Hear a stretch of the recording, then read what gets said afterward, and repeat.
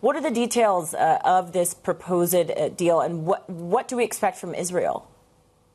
Well, the details are sketchy, and there's a big question over whether this development, while interesting, presages a breakthrough, or whether it might be an exercise in buying time by Hamas. It's worth remembering that Hamas is under a great deal of pressure. Israel has vowed, perhaps imminently, to push its military into Gaza City. That's the de facto capital of the Gaza Strip, the de facto seat of Hamas government.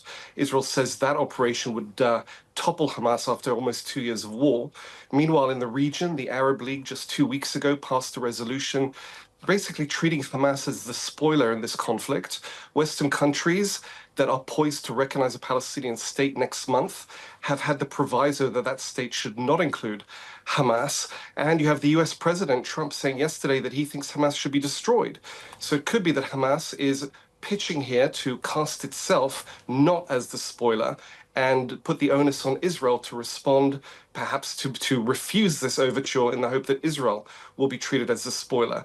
It could also be that Hamas is re-examining the idea of what's been described as a short-term truce, a 60-day truce, under which half of the hostages it holds would be returned. The question is, if that's the case, how different this is from the so-called Witkoff proposal running back several months, which had apparently stalled in talks just a few weeks ago in Doha. There's a lot unanswered yet. The Israelis, for now, are not saying how they're responding. I think what they're going to do is wait to confer with the Americans who've been helping them out in these talks to see how serious this counteroffer might be and whether it should be pursued.